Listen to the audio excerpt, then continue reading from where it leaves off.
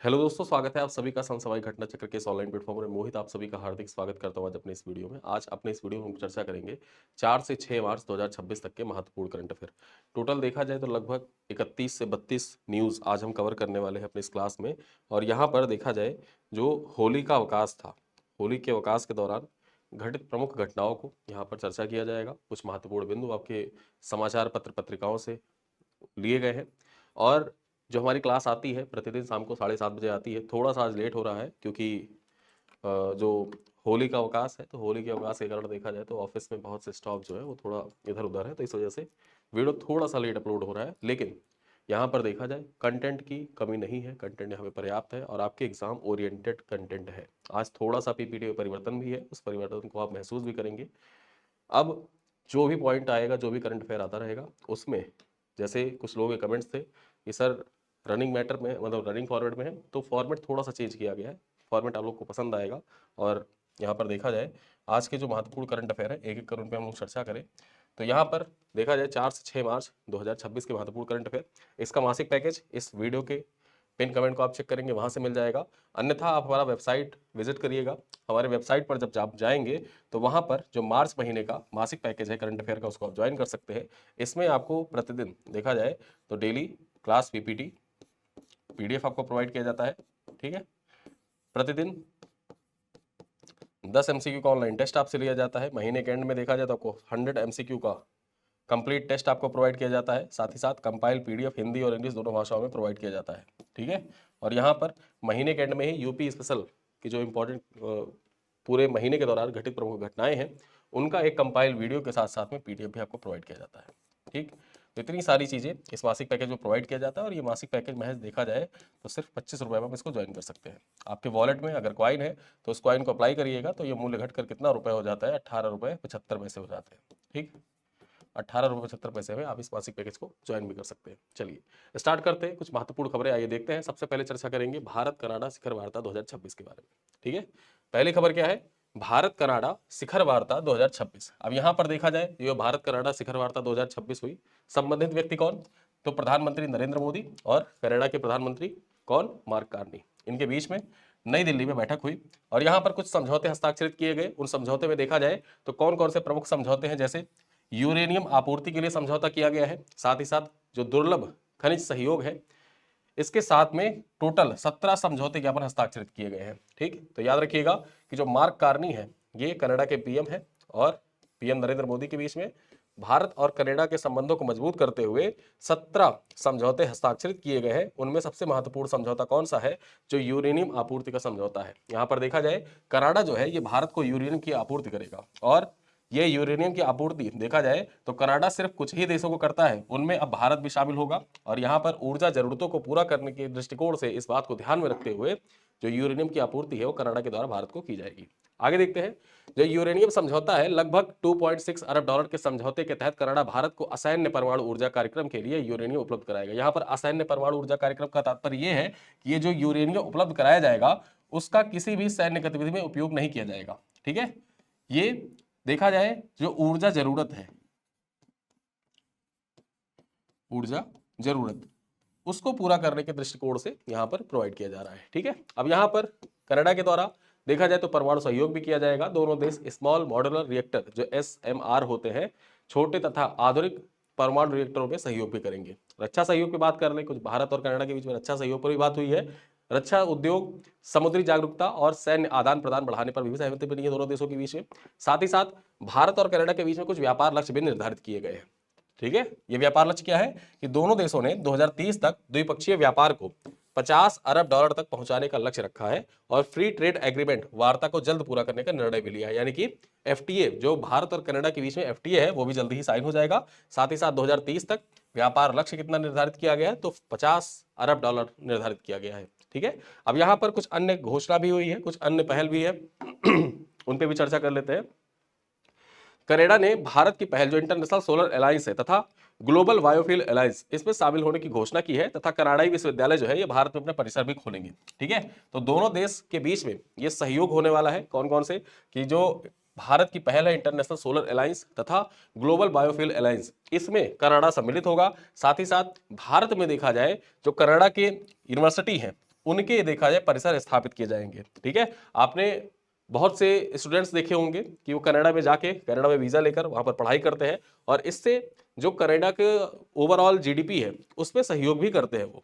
ठीक है, अब क्या होगा कि जिन इंस्टीट्यूट में, जिन परिसर में जाते थे भारत के बच्चे, अब वो परिसर, अपना जो परिसर है विश्वविद्यालय, वो भारत में ही स्थापित करेंगे, तो बच्चे यहीं भारत में ही पढ़ेंगे। ठीक है, चलिए अब ये पॉइंट आपके प्रीलिम्स के लिए तो महत्वपूर्ण हो ही जाता है, ये सारे पॉइंट्स।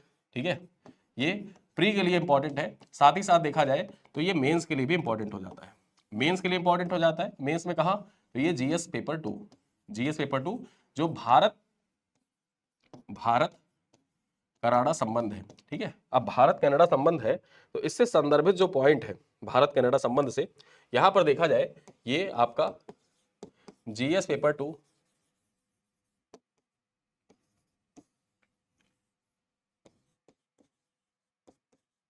भारत कनाडा, ठीक है, भारत कनाडा संबंध या भारत G7, देखो कनाडा जो है G7 कंट्री, इस हिसाब से भी इंपॉर्टेंट हो जाता है। साथ ही साथ में यहाँ पर तुलनात्मक रूप से, जैसे जब जस्टिन ट्रूडो थे, ठीक है, तो वो हरदीप सिंह निज्जर वाला मामला लेकर, फिर उसके बाद में देखा जाए तो भारत की तुलना फिर रूस और चीन से कर देना, फिर ऐसे ऐसे मतलब वो स्टेटमेंट देते थे। लेकिन जब मार्क कार्नी पीएम बने उसके बाद से देखा जाए तो भारत और कनाडा के बीच में जो संबंध है उन संबंधों में बहुत सुधार हुआ है और उन्हीं संबंधों के सुधार को दृष्टिगत रखते हुए ये पॉइंट्स सारे आपके प्रीलिम्स के लिए भी महत्वपूर्ण है और मेंस के लिए भी इंपॉर्टेंट हो जाते हैं। चलिए अगली खबर पर चर्चा करते हैं, जन औषधि सप्ताह 2026 के बारे में। अभी जो जन औषधि सप्ताह है 2026, इससे संदर्भित कुछ महत्वपूर्ण पॉइंट्स है, एक एक कर चर्चा करते हैं। सबसे पहले तो इसके आयोजन तिथि भी देख लेते हैं। ये आयोजन तिथि यहां पर देखा जाए, इस बार जो 8वां जन औषधि सप्ताह मनाया जा रहा है, ठीक है, याद रखिएगा, जो 8वां जन औषधि दिवस ये मनाया जाएगा, कब मनाया जाएगा, याद रखिएगा 8वां जन औषधि दिवस मनाया जाएगा 7 मार्च को। ठीक है, 7 मार्च को मनाया जाएगा। और ध्यान रखने वाली बात यह है, जो जन औषधि सप्ताह होता है ये कब से कब तक, तो 1 मार्च से प्रारंभ हुआ है। ठीक है, 1 मार्च से ये प्रारंभ हुआ है और कब तक चलेगा, तो ये 7 मार्च तक चलेगा, 1 मार्च से 7 मार्च तक चलेगा। अब यहां पर देखा जाए इसका आयोजन किसके द्वारा किया जा रहा है, तो इसका आयोजन कर रहा है pharmaceutical and medical device bureau of India, ठीक, PMBI के द्वारा इसका आयोजन किया जा रहा है। जो ये जन औषधि सप्ताह आयोजित किया जा रहा है ये PMBI अर्थात जो यहां पर देखा जाए PMBI के द्वारा इसका आयोजन किया जा रहा है। साथ ही साथ यहां पर चर्चा करें, थीम देख लेते हैं, इसका थीम क्या है, विषय क्या है, तो विषय है जन औषधि सस्ती भी, भरोसेमंद भी, सेहत की बात बचत के साथ, ये इसका थीम है। ठीक है, जन औषधि सस्ती भी, भरोसेमंद भी, सेहत की बात बचत के साथ, ये इसका मुख्य विषय है। मुख्य या कुछ प्रमुख गतिविधियां यहां पर की गई, उन गतिविधियों पर चर्चा कर लेते हैं। तो 1 से 5 मार्च 2026 के बीच में 250 से अधिक स्थानों पर स्वास्थ्य जांच शिविर का आयोजन किया जा रहा है। यहां पर सेवाओं के बारे में चर्चा कर ले तो शिविर में मुफ्त डॉक्टर परामर्श, दवाइयां, रक्त जांच, ब्लड प्रेशर, थायराइड परीक्षण, आंखों की जांच तथा फिजियोथेरेपी परामर्श प्रदान किए जा रहे हैं। कुछ संबंधित योजनाओं से भी चर्चा कर लेते तो यहाँ पर जो ये जन औषधि सप्ताह मनाया जा रहा है, इससे संदर्भित कुछ महत्वपूर्ण योजनाओं को देखें तो प्रधानमंत्री भारतीय जन औषधि परियोजना यानी कि जो PMBJP है, इसके तहत देश के 18,000 प्लस जन औषधि केंद्र संचालित है, जिन्हें 31 मार्च 2027 तक 25,000 तक बढ़ाने का लक्ष्य रखा गया। अब यहां पर महत्वपूर्ण यह हो जाता है कि जो भारत में जन औषधि केंद्र है, ठीक है, जन औषधि केंद्र है, उनकी संख्या के लिए भारत सरकार के द्वारा एक लक्ष्य निर्धारित किया गया है और वो लक्ष्य क्या है कि 31 मार्च 2027 तक, ठीक, भारत में जो जन औषधि केंद्र है उनकी संख्या कितना करना है, उनकी संख्या बढ़ाकर 25,000 करना है। ठीक, अब यहां पर देखा जाए जो ये जन औषधि सप्ताह मनाया जा रहा है, इसी के अवसर पर यहां पर देखें तो एक ऐप भी लॉन्च किया गया है। उस ऐप का नाम क्या है, तो जन औषधि संगम ऐप। ठीक है, ये नजदीकी जन औषधि केंद्रों को खोजने में मदद कर सकता है, तो इसको भी लॉन्च किया गया है जन औषधि सप्ताह के दौरान।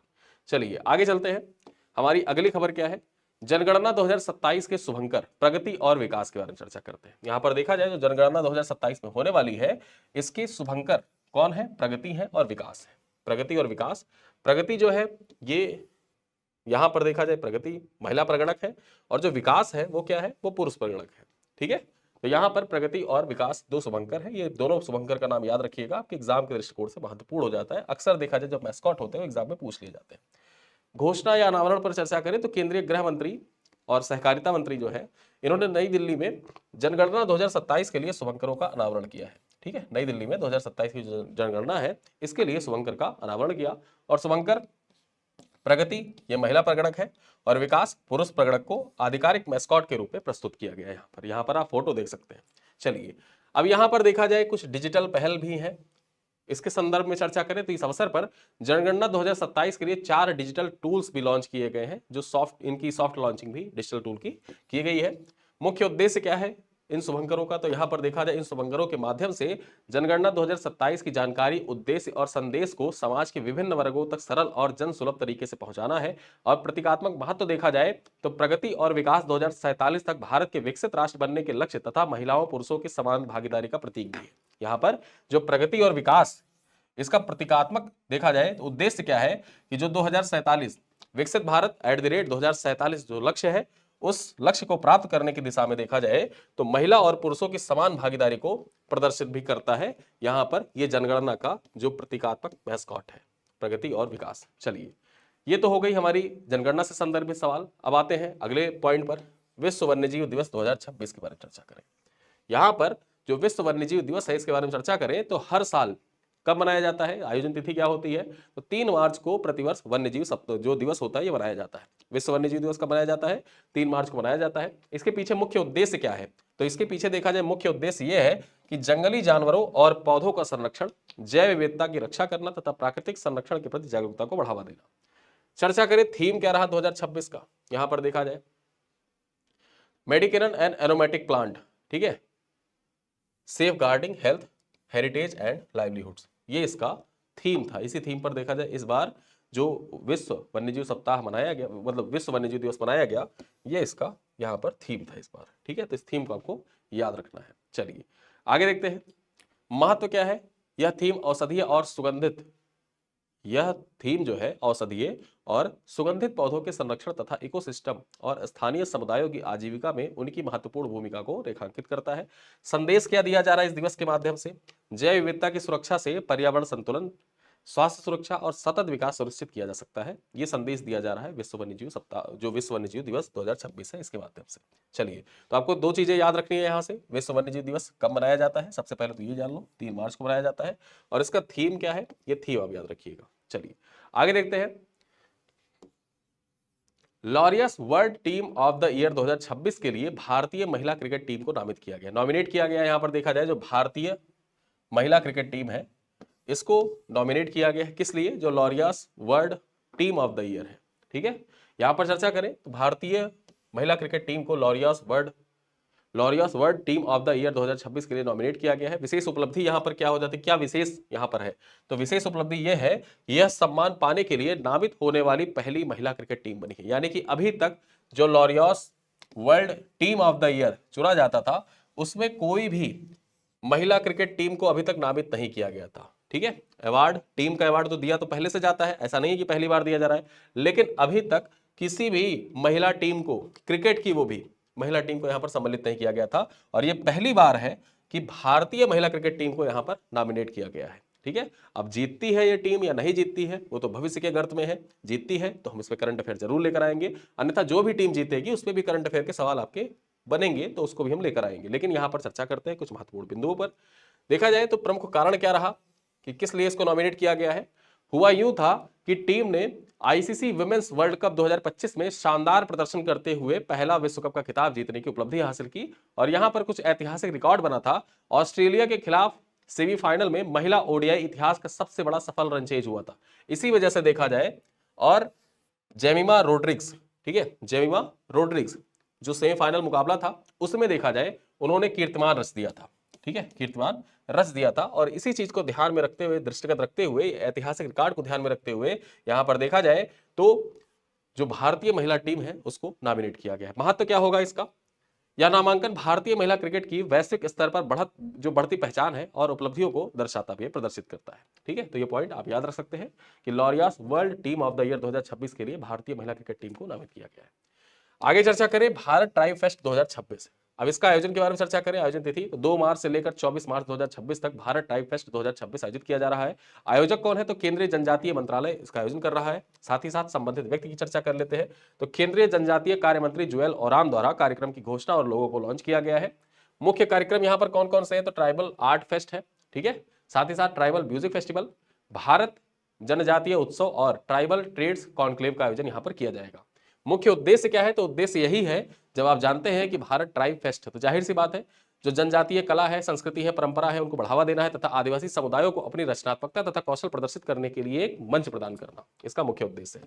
महत्व क्या होगा? यह पहल जनजातीय समुदायों को आर्थिक रूप से सशक्त बनाने और सांस्कृतिक विरासत को संरक्षित करने पर केंद्रित होगा। ठीक है, तो आपको यहाँ पर 2 पॉइंट्स याद रखने हैं कि भारत ट्राइब फेस्ट 2026 का आयोजन कब से कब तक? तो 2 मार्च से लेकर 24 मार्च तक किया जा रहा है।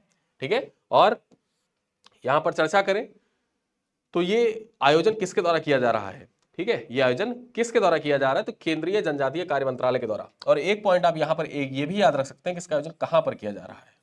ठीक है, कहां पर? तो ये नई दिल्ली में, नई दिल्ली में इसका आयोजन किया जा रहा है। कभी भी कोई जैसे कॉन्फ्रेंस वगैरह होती है ना, कोई फेस्ट होता है, फेस्टिवल आयोजित किया जाता है, तो 2-3 चीजें याद रखिए, कब, ठीक, कहां और किसके द्वारा। ठीक है, ये 3 पॉइंट आप याद रखेंगे तो आपका काम बन जाएगा। चलिए आगे देखते हैं, अगली खबर क्या है? 55वां राष्ट्रीय सुरक्षा दिवस 2026। अब यहां पर देखा जाए 55वां राष्ट्रीय सुरक्षा दिवस 2026 आयोजन तिथि की बात कर ले तो 4 मार्च 2026 को 55वां राष्ट्रीय सुरक्षा दिवस मनाया गया। इस बार का थीम क्या था? इस बार का थीम देखा जाए तो थीम था सुरक्षा संवर्धन हेतु जन सहभागिता, शिक्षा और सशक्तिकरण। ठीक है, सुरक्षा संवर्धन हेतु जन सहभागिता, शिक्षा और सशक्तिकरण इसका मुख्य विषय था। यहां पर चर्चा करें शुरुआत कब हुई थी इसकी, जो ये 55वां राष्ट्रीय सुरक्षा दिवस मनाया जा रहा है इस बार, इसकी शुरुआत कब हुई थी? तो इसकी शुरुआत 1972 में हुई थी। इसका मुख्य उद्देश्य क्या है? तो कार्य संस्कृति और जीवन शैली में सुरक्षा एवं स्वास्थ्य को समाहित करना। कर्मचारी सहभागिता यहाँ पर क्या है? तो कार्यस्थल पर सुरक्षा और स्वास्थ्य के प्रति कर्मचारियों की प्रतिबद्धता को मजबूत करना। और इसका महत्व क्या है? इस दिवस को क्यों मनाया जाता है? तो यहाँ पर देखा जाए तो यह अभियान व्यावसायिक सुरक्षा और स्वास्थ्य गतिविधियों में कर्मचारियों की अधिक भागीदारी सुनिश्चित कर दुर्घटनाओं को दुर्घटनाओं में कमी लाने पर जोर देता है। इसी वजह से देखा जाए तो हर साल 4 मार्च को मनाया जाता है क्या? राष्ट्रीय सुरक्षा दिवस। और इस बार कौन सा दिवस था? तो 55वां दिवस था। शुरुआत कब हुई थी? 1972 से हुई थी। और इसका मुख्य विषय क्या है? तो सुरक्षा संवर्धन हेतु जन सहभागिता, शिक्षा और सशक्तिकरण इसका केंद्रीय विषय है। चलिए आगे देखते हैं, गेल इंडिया लिमिटेड के नए सीएमडी। अब ये जो गेल इंडिया लिमिटेड है इसके नए सीएमडी कौन बने हैं? तो यहां पर देखा जाए नियुक्त व्यक्ति के बारे में चर्चा करें तो श्री दीपक गुप्ता जो है, दीपक गुप्ता को गेल इंडिया लिमिटेड, ठीक है, gas authority of India limited का देखा जाए नया अध्यक्ष और प्रबंध निदेशक नियुक्त किया गया है। 1 मार्च 2026 को इन्होंने पदभार ग्रहण किया। यहां पर संस्थान गेल के बारे में कुछ चर्चा कर लेते हैं। तो गेल इंडिया लिमिटेड जो है ये भारत की प्रमुख प्राकृतिक गैस और ऊर्जा क्षेत्र की सार्वजनिक क्षेत्र की कंपनी है। महत्व क्या है? तो यह नियुक्ति कंपनी की ऊर्जा अवसंरचना, गैस वितरण नेटवर्क और ऊर्जा क्षेत्र में विस्तार की मजबूती प्रदान करने के उद्देश्य से की गई है। आगे चलते हैं, अगली खबर क्या है? इंजीनियर्स इंडिया लिमिटेड के नए सीएमडी प्रवीण एम खानुजा। जो प्रवीण एम खानुजा है ये क्या बने हैं? तो ये बने हैं इंजीनियर्स इंडिया लिमिटेड के नए सीएमडी। यहां पर चर्चा कर लेते हैं। देखा जाए तो प्रवीण एम खानुजा को इंजीनियर्स इंडिया लिमिटेड का अध्यक्ष और प्रबंध निदेशक का अतिरिक्त प्रभार प्रदान किया गया है। वे भारतीय लेखा परीक्षा तथा लेखा सेवा कैडर के अधिकारी हैं। यहाँ पर बात करें 1 मार्च 2026 से इनकी नियुक्ति प्रभावी हुई है। और इन्होंने किसका स्थान लिया है? तो इन्होंने वर्तिका शुक्ला का स्थान लिया है। ठीक है, वर्तिका शुक्ला 28 फरवरी 2026 को रिटायर हो गई, सेवानिवृत्त हुई और उनकी जगह पर देखा जाए तो ये प्रवीण एम खानुजा जो है इनको बनाया गया है इंजीनियर्स इंडिया लिमिटेड का नया अध्यक्ष और सीएमडी। ठीक है, यहां पर देखा जाए संस्थान के बारे में कुछ जानकारी जान लेते हैं। तो ये जो इंजीनियर्स इंडिया लिमिटेड है इसकी स्थापना कब हुई थी? ठीक है, स्टैटिक जीके है। इंजीनियर्स इंडिया लिमिटेड की स्थापना हुई थी 1965 में। और इसका मुख्यालय कहां पर अवस्थित है?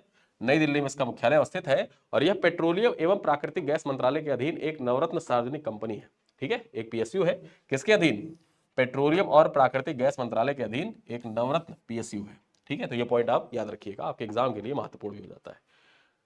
आगे चर्चा करते हैं, हमारी अगली खबर क्या है? यहां पर देखा जाए दिल्ली में पहली iconic electric double decker bus सेवा की शुरुआत हुई है।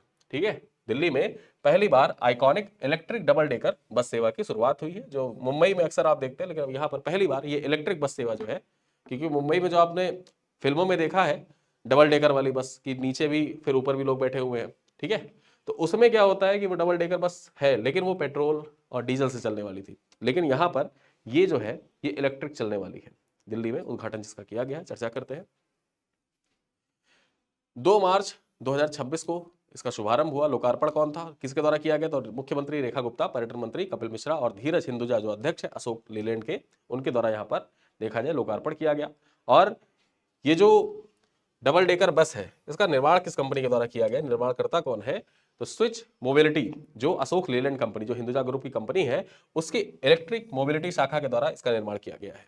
ठीक है, अशोक लीलैंड कंपनी की इलेक्ट्रिक मोबिलिटी शाखा का नाम क्या है? Switch mobility. और उसी के द्वारा देखा जाए तो ये डबल डेकर इलेक्ट्रिक आइकॉनिक बस सेवा शुरू की गई है, जिसका निर्माण किया गया और इसका प्रारंभ दिल्ली में 2 मार्च 2026 को किया गया। मुख्यमंत्री रेखा गुप्ता के द्वारा इसका लोकार्पण किया गया था। यहाँ पर चर्चा करें तो बस मॉडल दे रखा है, ये इतना इंपॉर्टेंट नहीं है। यहाँ पर देखा जाए पहल का स्वरूप देखें तो यह सेवा एक CSR कॉर्पोरेट सोशल रिस्पॉन्सिबिलिटी पहल के रूप में शुरू की गई है। पर्यटन अनुभव के बारे में चर्चा कर ले तो इस सेवा को देखो मेरी दिल्ली नाम से पर्यटन अनुभव के रूप में प्रस्तुत किया गया। यानी कि जो देखो मेरी दिल्ली, जैसे आप जो फिल्मों में आपने देखा होगा, कई बार आपने बागवान मूवी देखी होगी तो उसमें भी दिखाया गया है कि जो वहां पे डबल डेकर बस सेवा होती है वो निश्चित टाइम पर निकलती है, निश्चित टाइम पर निकलती है। और बेसिकली उसका कार्य यही होता है कि मुंबई दर्शन कराती है। ठीक है, मुंबई दर्शन कराती है कि जो मुंबई के प्रमुख स्थल है वहां पर वो जाएगी, जुहू बीच वगैरह जाएगी, फिर वो जो मन्नत है शाहरुख खान का जो घर है वहां पर ले जाती है। तो उसी प्रकार से देखा जाए दिल्ली के जो प्रमुख हेरिटेज है वहां पर देखा जाए तो पर्यटन मंत्रालय, जो दिल्ली का जो पर्यटन मंत्रालय है, उसके बिहाफ पर यहाँ पर देखो मेरी दिल्ली के अंतर्गत ये जो बस है, बस सेवा, इसको स्टार्ट किया गया है। इसका नाम है iconic electric bus double decker bus सेवा। ठीक है, चलिए आगे देखते हैं। भारत इजराइल मत्स्य पालन और एक्वाकल्चर समझौता 2026। अब ये जो समझौता हुआ है कब हुआ था? 26 फरवरी 2026 को हुआ था। भारत की ओर से हस्ताक्षर किसने किया है? तो एस जयशंकर के द्वारा हस्ताक्षर किया गया। और इजराइल की ओर से देखा जाए तो हस्ताक्षर किसने किया था? तो इजराइल के जो कृषि एवं खाद्य सुरक्षा मंत्री है, इनका नाम क्या है? एवी डिजिटर। क्या नाम है? एवी डिजिटर। इनके द्वारा इस पर हस्ताक्षर किया गया है। अब यहां पर देखा जाए किस अवसर पर यह हस्ताक्षर हुआ, तो प्रधानमंत्री नरेंद्र मोदी, जैसा कि आप जानते हैं कि इजराइल की यात्रा पर थे और जहां पर उनको नेसेट सम्मान से सम्मानित किया गया था। ठीक है, जो नेसेट सम्मान था वो भी इनको प्रदान किया गया था। ठीक है, उसी दौरान यहां पर देखा जाए समझौता ज्ञापन हस्ताक्षरित हुआ था। इसका मुख्य उद्देश्य क्या है? जो समझौता ज्ञापन हस्ताक्षरित हुआ है, भारत इजराइल मत्स्य पालन और एक्वाकल्चर समझौता, इसका मुख्य उद्देश्य क्या है? तो ब्लू इकोनॉमी को बढ़ावा देना और तटीय क्षेत्रों में आजीविका और टिकाऊ मत्स्य पालन को सशक्त करना, इसका मुख्य उद्देश्य है। प्रमुख पहल के बारे में चर्चा कर लेते हैं। तो भारत में यहां पर देखें तो सेंटर्स ऑफ एक्सीलेंस की स्थापना तथा इजरायली तकनीकी जो है, यहां पर देखा जाए RS तकनीकी जो इजरायली है उसका उपयोग कर भारत में सेंटर ऑफ एक्सीलेंस की स्थापना करना मुख्य उद्देश्य है। संबंधित योजना के बारे में चर्चा कर लेते हैं। तो कुछ संबंधित योजना यहां पर देखा जाए जो एक्वाकल्चर से संबंधित है। यह समझौता प्रधानमंत्री मत्स्य संपदा योजना के लक्ष्यों को आगे बढ़ाने में सहायक सिद्ध होगा। ठीक है, तो प्रधानमंत्री मत्स्य संपदा योजना जो है, यहाँ पर किसानों की आय दोगुनी करने का लक्ष्य भी निर्धारित किया गया था। वो सारी योजनाएं इससे रिलेट करके भारत और इजराइल मत्स्य पालन एक्वाकल्चर समझौता किया गया है, जिससे जो मत्स्य पालन है उसको बढ़ावा दिया जा सके, जो इजराइल की तकनीकी है उसका उपयोग किया जाए और भारत में मत्स्य पालन को बढ़ावा दिया जाए। चलिए आगे देखते हैं। त्रिपुरा में नारी अदालत योजना की पायलट प्रोजेक्ट। ठीक है, त्रिपुरा में नारी अदालत योजना का पायलट प्रोजेक्ट स्टार्ट हुआ है। यहां पर देखा जाए तो मुख्यमंत्री माणिक शाह की अध्यक्षता में राज्य कैबिनेट की बैठक में निर्णय लिया गया है कि जो नारी अदालत है इसका पायलट प्रोजेक्ट स्टार्ट किया जाएगा। योजना का नाम यहां पर देखें तो नारी अदालत, जो केंद्र सरकार की एक पहल है, उसी के तहत देखा जाए इस योजना को संचालित किया जाएगा। पायलट प्रोजेक्ट का दायरा क्या होगा कि त्रिपुरा के 8 जिलों के चयनित 10 ग्राम पंचायतों में इसकी शुरुआत की जाएगी। यानी कि जो त्रिपुरा के 8 जिले हैं उनमें 10 ग्राम पंचायतों का चयन किया जाएगा और वहां पर इसकी शुरुआत की जाएगी।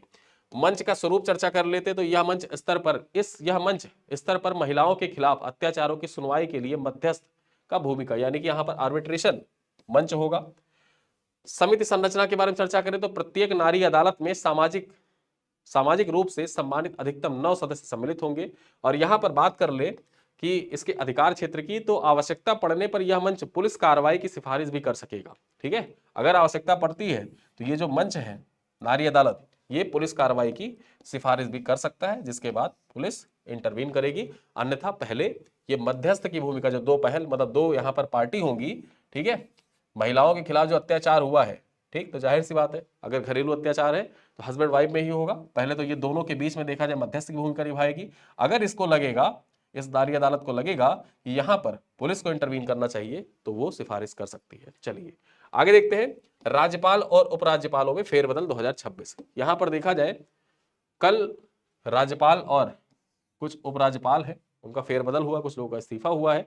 आइए एक एक कर चर्चा करते हैं। यहाँ पर देखा जाए पश्चिम बंगाल में क्या हुआ है, तो सीवी आनंद बोस ने इस्तीफा दिया है, उनकी जगह पर देखा जाए तो आर.एन. रवि को नया राज्यपाल नियुक्त किया गया है। यानी कि सीवी आनंद बोस की जगह पर आर.एन. रवि को पश्चिम बंगाल का राज्यपाल बनाया गया है। बिहार में क्या हुआ, आरिफ मोहम्मद खान के इस्तीफे के बाद लेफ्टिनेंट जनरल सैयद अता हसनैन को राज्यपाल बनाया गया है। यानी कि जो सैयद अता हसनैन है ये कौन बन गए हैं, ये बिहार के राज्यपाल बन गए, किसकी जगह पर, आरिफ मोहम्मद खान की जगह पर। ठीक है, आगे देखें दिल्ली में क्या हुआ है, दिल्ली में उपराज्यपाल, ठीक, लेफ्टिनेंट गवर्नर, यहां पर देखा जाए तरनजीत सिंह संधू को उपराज्यपाल नियुक्त किया गया है। याद रखिएगा दिल्ली के उपराज्यपाल कौन बने हैं, इनका नाम है तरनजीत सिंह संधू। ठीक है, वहीं पर लद्दाख के उपराज्यपाल कौन, यहां पर देखा जाए वीके सक्सेना को दिल्ली में स्थानांतरित कर उपराज्यपाल बनाया गया है। ठीक है, यहां पर देखा जाए जो लद्दाख के उपराज्यपाल वीके सक्सेना को दिल्ली से स्थानांतरित कर उपराज्यपाल बनाया गया है। पहले जो वीके सक्सेना दिल्ली के उपराज्यपाल थे, अब उनको क्या कर दिया गया है, उनको लद्दाख भेज दिया गया, वो लद्दाख के राज्यपाल बन गए हैं। ठीक है, अब यहां पर देखा जाए जो लद्दाख के राज्यपाल थे वो बन गए हिमाचल प्रदेश के राज्यपाल कविंद्र गुप्ता को नया राज्यपाल हिमाचल प्रदेश का नियुक्त किया गया है। तेलंगाना में क्या हुआ है कि शिव प्रताप शुक्ला को तेलंगाना का राज्यपाल बनाया गया है। महाराष्ट्र में क्या हुआ है, तो महाराष्ट्र में जिष्णुदेव वर्मा है, इनको महाराष्ट्र का नया राज्यपाल नियुक्त किया गया है। और नागालैंड में क्या हुआ है, तो नंद किशोर यादव हैं, उनको नागालैंड का राज्यपाल बनाया गया है। तो यहां पर ये पूरी टेबल दे रखी है, इस टेबल को याद कर लीजिएगा। पश्चिम बंगाल में देखा जाए तो पश्चिम बंगाल के राज्यपाल कौन बने हैं, आर.एन. रवि राज्यपाल बने हैं। बिहार के नए राज्यपाल कौन, सैयद अता हसनैन। दिल्ली के नए राज्यपाल कौन, यहाँ पर उपराज्यपाल कौन, तरनजीत सिंह संधू। लद्दाख के उपराज्यपाल कौन, वीके सक्सेना। हिमाचल प्रदेश के उपराज्यपाल कौन, यहाँ पर कविंद्र गुप्ता। तेलंगाना के उपराज्यपाल कौन, शिव प्रताप शुक्ला। महाराष्ट्र के उपराज्यपाल जिष्णुदेव वर्मा। नागालैंड के उपराज्यपाल नंद किशोर यादव बने हैं। ठीक है, तो ये पूरी टेबल आप याद रखिएगा। आगे चलते हैं, एक महत्वपूर्ण किताब आपकी परीक्षा के दृष्टिकोण से इंपॉर्टेंट, करंट अफेयर में देखा जाए तो हर बार 1 से 2 सवाल ऐसे होते हैं जो किताबों से रिलेटेड होते हैं। ठीक है, किताबों से रिलेटेड होते हैं, हर बार आपसे जो बुक्स एंड ऑथर वाला टॉपिक है वहां से 1 से 2 सवाल पूछा जाता है। तो यहां पर यह किताब आपके परीक्षा के लिए महत्वपूर्ण हो जाती है, चूंकि ये प्रधानमंत्री नरेंद्र मोदी के मार्गदर्शन में लिखी गई किताब है, इस वजह से ये और ज्यादा महत्वपूर्ण है।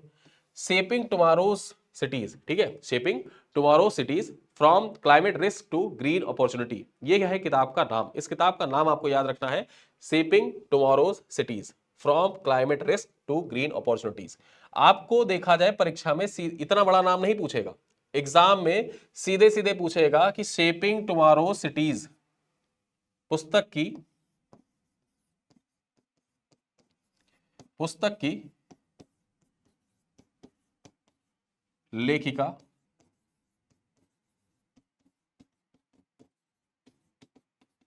कौन है, ऐसे सवाल पूछेगा एग्जाम में। ठीक है, तो यहां पर देखा जाए शालिनी अग्रवाल इसकी लेखिका है, जो प्रबंध निदेशक है गुजरात ऊर्जा विकास निगम लिमिटेड की। ठीक है, तो शालिनी अग्रवाल के द्वारा किताब लिखी गई है, shaping tomorrow cities from climate risk to green opportunity, ये किताब है। मार्गदर्शन में लिखी गई है पीएम मोदी के। यहां पर देखा जाए मुख्य विषय क्या है, तो बढ़ते शहरीकरण से उत्पन्न पर्यावरणीय और सामाजिक चुनौतियों से निपटने का उपाय यहां पर सुझाया गया है। फोकस क्षेत्र शहरों की ऊर्जा मांग, संसाधन उपयोग और ग्रीन हाउस गैस उत्सर्जन से जुड़े जलवायु जोखिमों का समाधान करना यहाँ पर मुख्य उद्देश्य है। उद्देश्य क्या है यहाँ पर इस किताब के लिखने पीछे, मुख्य उद्देश्य है कि क्लाइमेट रिस्क को ग्रीन अवसरों में बदलते हुए भविष्य के सतत तथा हरित शहरी विकास की दिशा को दिखाना है। चलिए आगे देखते हैं। पद्म भूषण एच के दुआ का निधन हो गया है, जो पद्म भूषण से सम्मानित एच के दुआ है उनका निधन हो गया है, चर्चा करते हैं। वरिष्ठ पत्रकार पूर्व राजनयिक और पूर्व सांसद एच के दुआ का 88 वर्ष की आयु में निधन हो गया। इनका जन्म कब हुआ था, तो 1 जुलाई 1937 को इनका जन्म हुआ था। मुख्य पद के बारे में चर्चा कर लेते हैं। यहाँ पर देखा जाए किन किन पदों पर ये रहे हैं, तो हिंदुस्तान टाइम्स के 1987 से 94 तक संपादक रहे हैं।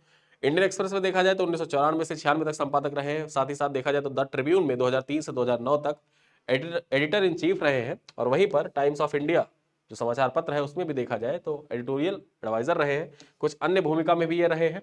प्रधानमंत्री अटल बिहारी वाजपेयी और एच.डी. देवगौड़ा के मीडिया सलाहकार थे ये। ठीक है, क्या थे, अटल बिहारी वाजपेयी और एच.डी. देवगौड़ा के ये मीडिया सलाहकार थे। यहाँ पर देखा जाए राजनयिक सेवा के बारे में चर्चा करें तो डेनमार्क में भारत के राजदूत भी रहे हैं। कब से कब तक, 2001 से 2003 तक। और राजनीतिक गतिविधियों के बारे में चर्चा करें तो राज्यसभा में नामित सदस्य 2009 से 2015 तक इनको नामित किया गया था। और ये एडिटर गिल्ड्स ऑफ इंडिया के 2 बार अध्यक्ष भी रह चुके हैं। ठीक है, तो इतने पदों पर ये रह चुके हैं और इनका नाम इसी वजह से इंपॉर्टेंट हो जाता है। HK द्विवेदी की बहुत सारी किताबें हैं, आपने पढ़ी भी होगी और कई बार इनको आपने डिबेट्स में भी देखे हैं। चलिए आगे देखते हैं। सर्वे ऑफ इंडिया और केरला डिजिटल विश्वविद्यालय के बीच में MOU हस्ताक्षरित हुआ है। ठीक है, केरला डिजिटल यूनिवर्सिटी जो है और साथ ही साथ सर्वे ऑफ इंडिया के बीच में एक MOU हस्ताक्षरित हुआ है। 2 मार्च 2026 को हस्ताक्षरित हुआ था और यहां पर देखा जाए मुख्य उद्देश्य क्या है, तो जियो इन्फॉर्मेटिक आर्टिफिशियल इंटेलिजेंस और जो मशीन लर्निंग है इसके माध्यम से उन्नत अनुसंधान और शैक्षणिक सहयोग को बढ़ावा देने के उद्देश्य से केरला डिजिटल विश्वविद्यालय और सर्वे ऑफ इंडिया के बीच में एक समझौता ज्ञापन हस्ताक्षरित हुआ है। अब यहां पर देखा जाए तो अत्याधुनिक मानचित्रण तकनीकों का विकास कर उच्च रेजोल्यूशन डिजिटल मानचित्र तैयार करना इसका मुख्य उद्देश्य है। महत्व क्या है इसका, तो यह साझेदारी राष्ट्रीय भू स्थानिक नीति जो नेशनल जियो स्पेशियल पॉलिसी है इसके लक्ष्यों को पूरा करने तथा भारत की मैपिंग डेटा को भविष्य की तकनीकों के अनुरूप बनाने में सहायक होगी। आगे चर्चा करते हैं रायसीना डायलॉग 2026। इस बार देखा जाए रायसीना डायलॉग जो है ये इसका 11वां संस्करण आयोजित किया जा रहा है। ठीक है, यहां पर देखा जाए जैसे सिंगापुर में सांग्रीला डायलॉग होता है, ठीक है, सांग्रीला डायलॉग, उसी प्रकार से देखा जाए तो भारत में रायसीना डायलॉग आयोजित किया जाता है। कब से कब तक इसका आयोजन किया जा रहा है, तो 5 से 7 मार्च के बीच में इसका आयोजन किया जा रहा है और यहाँ पर देखा जाए नई दिल्ली में इसका आयोजन हो रहा है। रायसीना हिल्स कहाँ पर है, रायसीना हिल्स जो राष्ट्रपति भवन वाला एरिया है, रायसीना हिल्स नई दिल्ली में अवस्थित है। इसके उद्घाटनकर्ता कौन रहे, यहाँ पर देखा जाए प्रधानमंत्री नरेंद्र मोदी के द्वारा उद्घाटन किया गया और मुख्य यहाँ पर अतिथि कौन थे, मुख्य अतिथि कौन थे, तो मुख्य अतिथि के तौर पर यहाँ पर फिनलैंड के जो फिनलैंड के राष्ट्रपति हैं इनका नाम क्या है, डॉक्टर अलेक्जेंडर स्टब। ठीक है, अलेक्जेंडर स्टब ये यहाँ पर मुख्य अतिथि के रूप में सम्मिलित हुए। अब एग्जाम में आपके क्या पूछता है, कभी भी देखा जाए, जब मैं पहले ही कह रहा हूँ कभी कोई आयोजन हो रहा है, सम्मेलन हो रहा है, तो उससे संबंधित जो महत्वपूर्ण पॉइंट्स हैं आपको याद रखना है। सबसे पहले तो देखो कितने पॉइंट्स आपको यहाँ से एक साथ मिल रहे हैं। सबसे पहले जो रायसीना डायलॉग है इसका आयोजन इस बार कौन सा संस्करण आयोजित हो रहा है, 11वां संस्करण हो रहा है। कब इसका आयोजन किया गया, 5 से 7 मार्च को किया गया। कहां पर इसका आयोजन किया गया, नई दिल्ली में किया गया। उद्घाटन किसने किया, प्रधानमंत्री मोदी ने किया। मुख्य अतिथि कौन थे, अलेक्जेंडर स्टब थे। ठीक है, थीम क्या था, संस्कार, अभिकथन, समायोजन और उन्नति। और यहाँ पर जो प्रतिभागिता थी उसके बारे में चर्चा करें तो 110 देशों के प्रतिनिधि यहाँ पर सम्मिलित हुए। मुख्य चर्चा का विषय क्या रहा, तो आर्टिफिशियल इंटेलिजेंस, जलवायु परिवर्तन, वैश्विक शासन सहित 6 प्रमुख यहाँ पर मुद्दे सम्मिलित थे। और महत्वपूर्ण बयान जो दिया गया वो क्या था, UN सुरक्षा परिषद में भारत की स्थायी सदस्यता का समर्थन किया तथा जो ग्लोबल साउथ है इसकी बढ़ती भूमिका पर जोर दिया गया जो अलेक्जेंडर स्टब है इनके द्वारा। ठीक है, तो ये है रायसीना डायलॉग से संबंधित महत्वपूर्ण पॉइंट। हर पॉइंट में आपके एग्जाम ओरिएंटेड सारे पॉइंट लिखे हुए हैं। ठीक है, और यही परिवर्तन है जो परिवर्तन हुआ है पिछली क्लास से और अभी की क्लास में। ये क्लास थोड़ा सा लंबा इसलिए हो रहा है क्योंकि पिछले 3 दिन के जो करंट अफेयर है उनको हम लोग एक साथ यहाँ पर कवर कर रहे हैं और लगभग 32 न्यूज यहाँ पर हम लोग कवर करेंगे। चलिए स्टार्ट करते हैं अपनी अगली खबर पर। देखें, सक्षम स्किल सर्वे 2026 AI आधारित विकेंद्रीकृत कार्यबल मॉडल, यहाँ पर चर्चा करें इसका आरंभ कब किया गया। जो सक्षम स्किल सर्वे 2026 है इसका शुभारंभ कब किया गया, तो 2 मार्च 2026 को शुभारंभ किया गया। और किसके द्वारा इसका शुभारंभ किया गया, तो आशीष शेलार जो IT मंत्री है महाराष्ट्र के, आशीष शेलार, उसके द्वारा देखा जाए उनके द्वारा इसका शुभारंभ किया गया। आयोजन कहाँ पर किया जा रहा है, तो इसका आयोजन देखा जाए मुंबई में इसका आयोजन किया जा रहा है। मुख्य पहल क्या रहा, तो भारत का पहला AI आधारित जो डिसेंट्रलाइज्ड वर्कफोर्स इंटेलिजेंस मॉडल है ये इसका मुख्य केंद्र बिंदु रहा।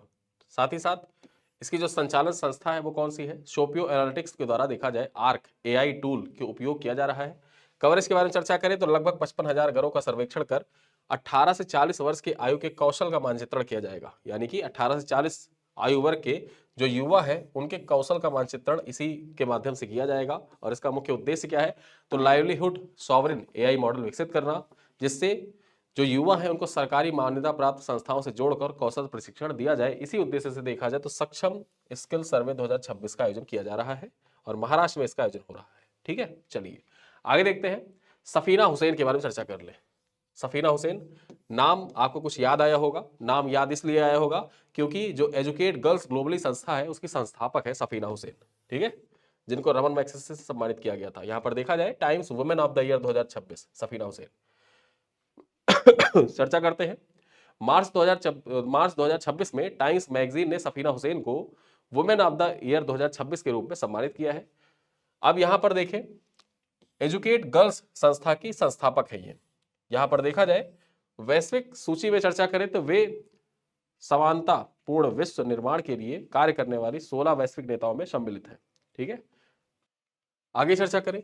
ये जो संस्था है एजुकेट गर्ल्स, इसकी शुरुआत कब हुई थी? 2007 से राजस्थान में किया गया था। प्रभाव क्या रहा? तो संस्था ने आज यानी कि देखा जाए आज तक लगभग 25,000 गांवों में सक्रिय है संस्था और 1.5 मिलियन से अधिक लड़कियों की पुनः स्कूल से इसने जोड़ने का कार्य किया है। ठीक है, लगभग 15 लाख लड़कियों को वापस से स्कूल से जोड़ने का कार्य किया है। कुछ उपलब्धि इसकी अन्य रही। 2025 का जो 2025 में रमन मैग्सेसे अवार्ड था, ये किसको दिया गया था? एजुकेट गर्ल्स को ही प्रदान किया गया था। ठीक है, और यहां पर देखा जाए इसका अगला लक्ष्य जो ये संस्था है, इसका अगला लक्ष्य क्या है? तो 2035 तक 1 करोड़ यानी कि 10 मिलियन अतिरिक्त लड़कियों को शिक्षा से जोड़ने का मुख्य लक्ष्य है। और इसी देखा जाए लक्ष्यों को ध्यान में रखते हुए जो सफीना हुसैन है, इनको देखा जाए तो टाइम्स के द्वारा वुमेन ऑफ द ईयर 2026 के रूप में नामित किया गया। मोस्ट इंपॉर्टेंट आज की करंट अफेयर में देखा जाए तो सबसे महत्वपूर्ण बिंदु यही है। ठीक है, चलिए आगे देखते हैं। एक पुस्तक है Mahatma a great communicator, Mahatma a great communicator. यहां पर देखा जाए तो 2 मार्च 2026 को इस पुस्तक का विमोचन किया गया। कहां पर? गांधी दर्शन राजघाट नई दिल्ली में इसका विमोचन किया गया। विमोचनकर्ता कौन रहे? तो मनसुख मांडवी के द्वारा विमोचन किया गया। और लेखक कौन है इस किताब के? तो लेखक का नाम इंपॉर्टेंट हो जाता है आपके लिए, धीरज ककड़िया जो है। यहां पर देखा जाए धीरज ककड़िया ये अतिरिक्त महानिदेशक है आकाशवाणी के, उनके द्वारा किताब लिखी गई है। तो ये किताब का नाम इंपॉर्टेंट हो जाता है, इसके लेखक का नाम इंपॉर्टेंट हो जाता है एग्जाम के लिए। महात्मा अ ग्रेट कम्युनिकेटर, ये किताब किसने लिखी है? धीरज ककड़िया ने किताब लिखी है। चलिए देखते हैं। यहाँ पर भारत सरकार के प्रकाशन विभाग हिंदी, अंग्रेजी, गुजराती भाषाओं में प्रकाशित हुआ है। मुख्य विषय क्या है? तो महात्मा गांधी के अद्वितीय संचार कौशल और स्वतंत्रता आंदोलन में उनके जन प्रभाव का विश्लेषण किया गया किताब में। विशेष उल्लेख यहाँ पर देखा जाए तो गांधी जी ने खादी, चरखा और मौन जैसे प्रतीकों के प्रभाव संचार का माध्यम बनाया था, इसकी यहाँ पर उल्लेख किया गया है। महत्व क्या है? तो पुस्तक विकसित भारत @2047 के संदर्भ में गांधीवादी आदर्शों की प्रासंगिकता को रेखांकित करता है। इसी वजह से देखा जाए किताब आपकी परीक्षा के लिए इंपॉर्टेंट हो जाती है, महात्मा अ ग्रेट कम्युनिकेटर। चलिए आगे देखते हैं। अगली खबर क्या है? बीपी सिंह नौसेना आयुध के नए महानिदेशक बने हैं। ठीक है, नौसेना आयुध के नए महानिदेशक कौन बने हैं? तो बीपी सिंह बने हैं। इतना पॉइंट आप याद रखिए, इतना ही आपके एग्जाम के लिए महत्वपूर्ण भी है। ठीक है, चलिए आगे देखते हैं। भारत स्टील 2026 शिखर सम्मेलन। अब यहां पर देखा जाए इसका आयोजन कब किया जाएगा? तो इसका आयोजन 16-17 अप्रैल 2026 को किया जाएगा। कहां पर इसका आयोजन किया जाएगा? तो इसका आयोजन भारत मंडपम नई दिल्ली में किया जाएगा। इस्पात मंत्रालय के द्वारा इसका आयोजन किया जाएगा। ठीक है, तो याद रखो सबसे पहले आयोजन कब? 16-17 अप्रैल को। कहां? भारत मंडपम नई दिल्ली में। आयोजन किसके द्वारा? इस्पात मंत्रालय के द्वारा। यहां पर देखा जाए मुख्य उद्देश्य क्या है? तो भारत को वैश्विक इस्पात हब बनाना तथा 2030 तक 300 मिलियन टन उत्पादन की क्षमता का लक्ष्य प्राप्त करना। मुख्य फोकस तो ग्रीन स्टील, डीकार्बनाइजेशन, एआई आधारित विनिर्माण तथा सर्कुलर इकोनॉमी को बढ़ावा देना। अब इसका महत्व क्या है? यहां पर देखा जाए तो यह सम्मेलन वैश्विक निवेशकों, नीति निर्माताओं तथा तकनीकी विशेषज्ञों को एक मंच प्रदान करेगा कि इस्पात क्षेत्र में नवाचार और आत्मनिर्भरता को किस प्रकार से बढ़ावा दिया जाए। ठीक है, इसी चीज के लिए देखा जाए तो भारत स्टील 2026 शिखर सम्मेलन आयोजित किया जाएगा नई दिल्ली भारत मंडपम में। चलिए आगे देखते हैं प्रोजेक्ट हनुमान। अब ये जो प्रोजेक्ट हनुमान है ये महत्वपूर्ण हो जाता है। ठीक है, मानव वन्यजीव सह अस्तित्व पहल है प्रोजेक्ट हनुमान। यहां पर देखा जाए 3 मार्च 2026 को इसको लॉन्च किया गया। लॉन्च करता कौन रहे? तो आंध्र प्रदेश के उप मुख्यमंत्री जो पवन कल्याण, उनके द्वारा लॉन्च किया गया। योजना का नाम, पूर्ण रूप देख लेते हैं। हनुमान का पूर्ण रूप क्या है? Healing and nurturing units of, यहां पर देखा जाए monitoring, aid and nurturing of wildlife, ये है हनुमान का पूर्ण रूप। ठीक है, हनुमान का पूर्ण रूप आप याद रख सकते हैं, आपके एग्जाम के लिए महत्वपूर्ण है। मुख्य उद्देश्य क्या है इस प्रोजेक्ट हनुमान का? तो मुख्य उद्देश्य है मानव वन्यजीव संघर्ष को कम करना तथा वन्यजीव संरक्षण को मजबूती प्रदान करना। मुख्य प्रावधान क्या किया गया है? तो यहाँ पर देखा जाए 100 विशेष वाहन यहाँ पर संचालित किए जाएंगे। साथ ही साथ देखा जाए तो इन 100 विशेष वाहनों में 93 रैपिड रिस्पॉन्स यूनिट के वाहन होंगे और 7 एम्बुलेंस होंगे। ठीक है, साथ ही साथ 4 वन्यजीव बचाव केंद्र में स्थापित किए जाएंगे। कहां कहां पर? विशाखापत्तनम में, राजा महेंद्रवरम में, तिरुपति में और बिरलुत में। ये 4 स्थल है जहां पर 4 वन्यजीव बचाव केंद्र स्थापित किया जाएगा और कुछ टेक्नोलॉजी का इस्तेमाल किया जाएगा। यहां पर टेक्नोलॉजी कौन से इस्तेमाल होगी? तो एआई आधारित निगरानी, जो वज्र स्वयंसेवी टीम यहां पर इन्वॉल्व होगी और हनुमान डिजिटल ऐप भी यहाँ पर इन्वॉल्व होगा। तो ये तकनीकी सहायता ली जाएगी जो मानव वन्यजीव संघर्ष है उसको कम करने के लिए। ठीक है, यहाँ पर देखा जाए कुछ मुआवजे का भी प्रावधान किया गया है प्रोजेक्ट हनुमान के तहत। तो वन्यजीव हमले में मृत्यु होने पर यहाँ पर 10 लाख रुपए तक का मुआवजे का प्रावधान भी किया गया है। यानी कि आंध्र प्रदेश सरकार के द्वारा यह प्रावधान किया गया है कि वन्य जीव और मानव संघर्ष जो है उसको कम किया जाएगा, और कम करने के लिए कुछ प्रमुख प्रावधान किए जाएंगे, तकनीकी सहायता ली जाएगी, जिसमें AI आधारित निगरानी प्रणाली का प्रयोग किया जाएगा, वज्र स्वयंसेवी टीम का प्रयोग किया जाएगा, हनुमान डिजिटल ऐप का प्रयोग किया जाएगा, और कभी ऐसा होता है कि वन्यजीव हमले में अगर कोई व्यक्ति मारा जाता है तो उसको 10 लाख रुपए तक का मुआवजा भी दिया जाएगा। तो ये है प्रोजेक्ट हनुमान, जो मानव वन्यजीव सह अस्तित्व की पहल को संदर्भित करता है। चलिए आगे देखते हैं। स्कॉटलैंड में वाटर क्रीमेशन, जो वाटर क्रीमेशन है, इसको कानूनी मान्यता दे दी गई है। ठीक है, कानूनी मान्यता दे दी गई है वाटर क्रीमेशन को। देखा जाए तो मार्च 2026 में स्कॉटलैंड ने वाटर क्रीमेशन यानी कि एल्कलाइन हाइड्रोलिसिस जो है इसको कानूनी मान्यता प्रदान कर दी है, और विशेष उपलब्धि यह है कि ऐसा करने वाला यूनाइटेड किंगडम का ये पहला देश है। ऐसा करने वाला यूनाइटेड किंगडम का ये पहला देश है। प्रक्रिया क्या है, तो शरीर को पानी तथा पोटेशियम हाइड्रोक्साइड के मिश्रण में लगभग 150 सेंटीग्रेड तापमान पर विघटित किया जाता है। यानी कि यहां पर ये जो तकनीक है इसमें होता क्या है, जैसे किसी व्यक्ति की मृत्यु हो गई है, ठीक है, किसी व्यक्ति की मृत्यु हो गई है, तो अभी तक क्या होता था, या तो उस व्यक्ति को दफनाया जाता था, ठीक, दफनाया जाता है, या तो उसको जलाया जाता है। ठीक है, अब यहां पर क्या हो रहा है, वाटर क्रीमेशन तकनीक में क्या होता है कि व्यक्ति को एक लिक्विड है पोटेशियम हाइड्रोक्साइड का मिश्रण होता है, 150 डिग्री सेल्सियस पर तापमान पर जो मृत व्यक्ति है उसको उसी पोटेशियम हाइड्रोक्साइड में डाला जाता है, और वो व्यक्ति विघटित हो जाता है, मतलब गायब, एकदम से गायब हो जाएगा। ठीक है, और यहां पर इसका पर्यावरणीय लाभ क्या होगा कि पारंपरिक जो दाह संस्कार की तुलना में लगभग 7 गुना कम कार्बन उत्सर्जन। ठीक है, यहां पर देखा जाए लगभग 320 किलोग्राम कार्बन डाइऑक्साइड का उत्सर्जन होगा। ठीक है, चर्चा करते हैं। ग्रीष्मकालीन जो 2026 का जो गर्मियां होंगी इसकी शुरुआत हो जाएगी। उसका महत्व क्या है कि दफन और पारंपरिक अग्निदाह संस्कार के बाद में देखा जाए तो यह तीसरा अधिक पर्यावरण अनुकूल विकल्प होगा। यहां पर देखें तो अधिक पर्यावरणीय अनुकूल विकल्प होगा, क्योंकि जो दफन प्रणाली है उसमें भी देखा जाए तो 7 गुना, यहां पर देखा जाए लगभग 7 गुना ज्यादा कार्बन उत्सर्जन होता है। अग्निदाह है, अब यहाँ पर जो अग्निदाह होता है जाहिर सी बात है कि कार्बन तो उत्सर्जन होगा ही होगा, साथ साथ में जो लकड़ी है, लकड़ी का भी प्रयोग आप करते हैं तो पर्यावरण नुकसान है। लेकिन जो पोटेशियम हाइड्रोक्साइड का मिश्रण है इसमें देखा जाए 150 डिग्री सेंटीग्रेड पर तापमान पर जब किसी मृत व्यक्ति को विघटित किया जाएगा तो उसमें पर्यावरण नुकसान ना के बराबर होगा। चलिए आगे देखते हैं सबा शॉल के बारे में। श्रीनगर सेंट्रल जेल की पहली कश्मीरी महिला अधीक्षक बनी है। ये पॉइंट याद रखिएगा, एग्जाम के लिए इतना ही पॉइंट इंपॉर्टेंट है, हेडिंग इंपॉर्टेंट है कि श्रीनगर सेंट्रल जेल की पहली कश्मीरी महिला अध्यक्ष कौन बनी है। इनका नाम क्या है, सबा शॉल नाम है, यहाँ पर आप फोटो देख सकते हैं। चलिए आगे देखते हैं।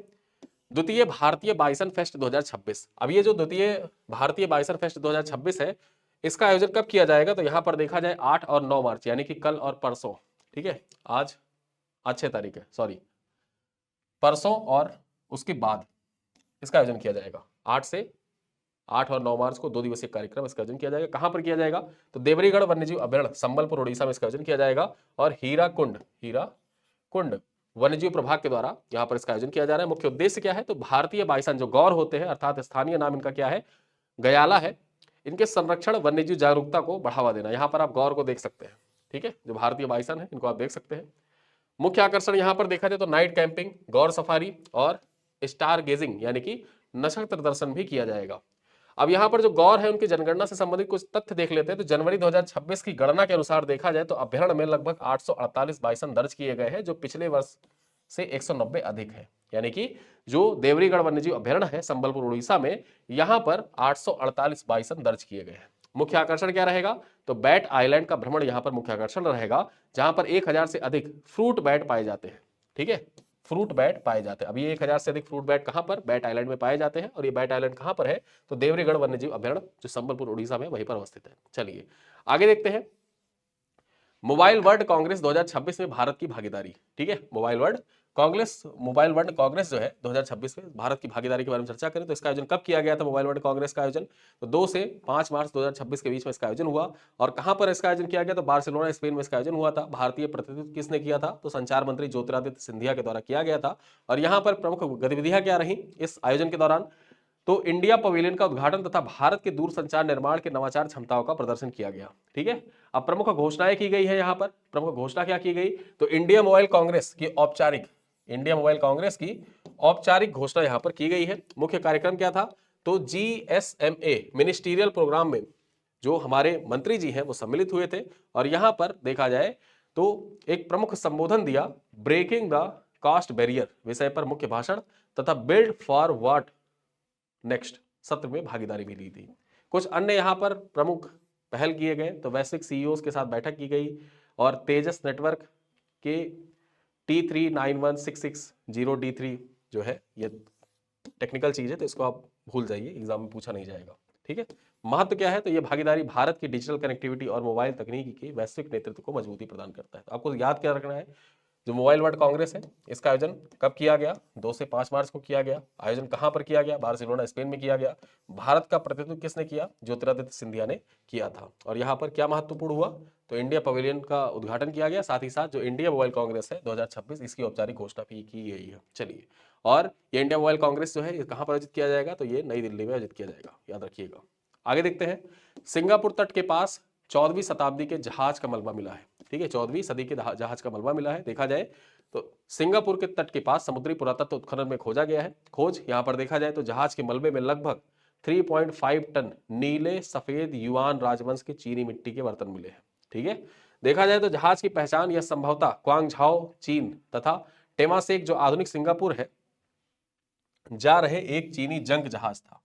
यहां पर हुआ क्या है कि जो क्वांगझाओ चीन था वहां से एक जो टेमासेक उस टाइम का सिंगापुर जो आधुनिक सिंगापुर है उसको पहले क्या कहते थे, टेमासेक कहते थे। ठीक है, वहां पर एक चीनी जहाज जा रहा था और उसी का यहां पर मलबा प्राप्त हुआ है। समय अवधि के बारे में चर्चा कर ले तो बर्तन, यहां पर जो मिट्टी के बर्तनों पर ड्रैगन, फिनिक्स और मैंडारिन बतख की शाही डिजाइन के आधार पर जहाज 320 के दशक के अंत और 371 के बीच का माना जा रहा है। यानी कि 320 से लेकर 371 सॉरी 1320 से लेकर 1371 के बीच माना जा रहा है। उत्खनन नेतृत्व के बारे में चर्चा करें तो यहाँ पर माइकल फ्लेकर के द्वारा 4 वर्ष तक इसकी खुदाई की गई थी और वहीं पर इनका नेतृत्व किया गया। महत्व क्या है, तो ये खोज मंगोल कालीन समुद्री व्यापार नेटवर्क और युआन चीनी मिट्टी के वैश्विक व्यापार को दर्शाता है। ठीक है, चलिए आगे देखते हैं। कैथरीन ओहारा को मरणोपरांत सैग-अफ्तारा पुरस्कार से सम्मानित किया गया है। जो सैग-अफ्तारा पुरस्कार है, ठीक है, किसको प्रदान किया गया है, कैथरीन ओहारा को प्रदान किया गया है। और किस कैटेगरी में, तो यहाँ पर comedy series outstanding female actor की कैटेगरी में इनको प्रदान किया गया है। और किस में प्रदान किया गया है, फिल्म कौन सी थी, तो यहाँ पर इनके अभिनय द स्टूडियो में इन्होंने अभिनय किया था। इसी वजह से देखा जाए कैथरीन ओहारा को मरणोपरांत सैग-अफ्तारा पुरस्कार से सम्मानित किया गया है। ठीक है, आगे देखते हैं। पश्चिम बंगाल इच्छामती जलांगी नदी बेसिन मास्टर प्लान हेतु त्रिपक्षीय एमओयू हस्ताक्षरित किया गया है। और ये त्रिपक्षीय जो एमओयू हस्ताक्षरित किसके किसके बीच में हुआ है, तो पश्चिम बंगाल सरकार, जर्मनी डेवलपमेंट एजेंसी और state mission for clean Ganga के बीच में हस्ताक्षरित हुआ है। यहां पर देखा जाए तो राज्य की लगभग 200 करोड़ नोदी बंधन योजना के अंतर्गत पहला संरचित उप बेसिन मास्टर प्लान है। ये मुख्य उद्देश्य क्या है, तो जल प्रदूषण, तट कटाव, बाढ़ नियंत्रण, तलछट जमाव और भूजल पुनर्भरण की समस्याओं का समाधान करना इसका मुख्य उद्देश्य है। इसी वजह से यह हस्ताक्षर किया गया है तीनों के बीच में। विशेष तथ्य यहाँ पर यह है कि इच्छामती और जलांगी दोनों सीमा पार नदियां हैं, इसीलिए बांग्लादेश के साथ जल प्रबंधन समन्वय आवश्यक हो जाता है। महत्व क्या है, तो ये यहाँ पर देखा जाए यह पहल national mission for clean Ganga के व्यापक लक्ष्यों के अनुरूप नदी संरक्षण को मजबूती प्रदान करेगा। और इसी वजह से देखा जाए तो ये इच्छामती जलांगी नदी बेसिन मास्टर प्लान हेतु त्रिपक्षीय एमओयू हस्ताक्षरित किया गया है। आपके एग्जाम में क्या पूछ सकता है, जो ये इच्छामती जलांगी नदी बेसिन है, पूछ सकता है इच्छामती और जलांगी नदी बेसिन ये किस देश से संबंधित है। तो ये नदियां जो है इनका उद्गम कहां से होता है, तो नदियों का उद्गम देखा जाए तो बांग्लादेश से इनका उद्गम होता है। ठीक है, कहां से, बांग्लादेश से इनका उद्गम होता है, सीमा पार नदियां हैं। आगे देखते हैं। केरल में चेतना कलाश्रम आध्यात्मिक संगीत परिसर का आधारशिला रखी गई है। चेतना कलाश्रम जो आधुनिक संगीत परिसर इसकी आधारशिला रखी गई है। आयोजन स्थल के बारे में चर्चा करें तो कहां पर, त्रिशूर केरल में इसकी आधारशिला रखी गई है। किसके द्वारा रखी गई, तो उपराष्ट्रपति सीपी राधाकृष्णन के द्वारा रखी गई है। परियोजना पहल के बारे में चर्चा कर लेते हैं तो कुरियोस्का इलियास सर्विसेज सोसाइटी यानी कि जिसको आप शॉर्ट में किस भी कहते हैं, और CMI देव माता पब्लिक स्कूल के द्वारा इसकी शुरुआत की गई है।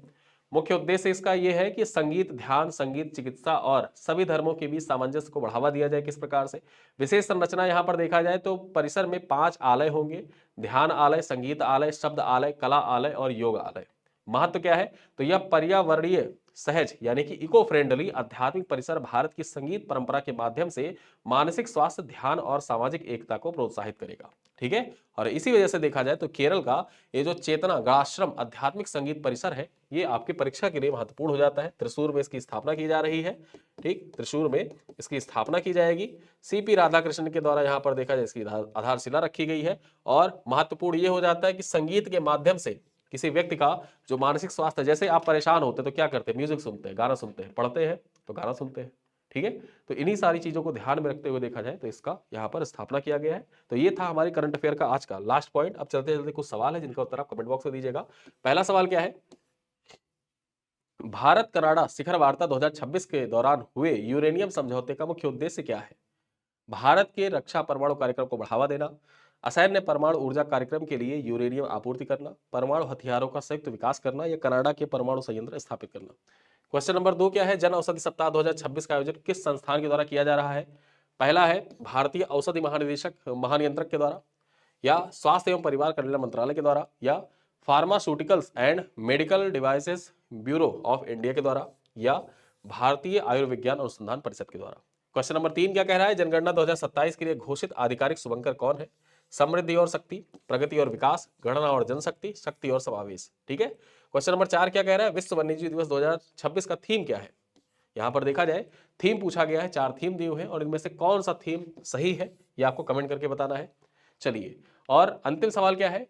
भारत इजराइल मत्स्य पालन और एक्वाकल्चर समझौते का मुख्य उद्देश्य क्या है? परमाणु ऊर्जा सहयोग, ब्लू इकोनॉमी और टिकाऊ मत्स्य पालन को बढ़ावा देना, संयुक्त नौसैनिक अभ्यास या समुद्री सीमा निर्धारण करना। यहां पर देखा जाए मुख्य उद्देश्य क्या है? जो भारत और इजराइल के बीच में मत्स्य पालन और एक्वाकल्चर समझौता हुआ है उसका मुख्य उद्देश्य आपको बताना है। ठीक है, तो इसी के साथ करंट अफेयर की जो हमारी क्लास है, ये थोड़ी सी क्लास लंबी इसलिए हुई है क्योंकि पिछले 3 दिन के करंट अफेयर को हमने एक साथ समाहित करके कवर किया है। इसी वजह से ये क्लास लगभग 1 घंटे के आसपास पहुंच रही है। पूरा देखिए, मजा आएगा आपको। और इसकी क्लास पीडीएफ वगैरह आपको व्हाट्सएप ग्रुप में शेयर कर दी जाएगी। साथ ही साथ इसका जो एमसीक्यू है वो ऐप पर लगा दिया जाएगा, वहां पर आप जाके कल इसका एमसीक्यू आप अटेम्प्ट कर सकते हैं। ठीक है, इन्हीं सब बातों के साथ इस क्लास को करते हैं समाप्त। मिलते हैं अगली क्लास में, तब तक के लिए धन्यवाद।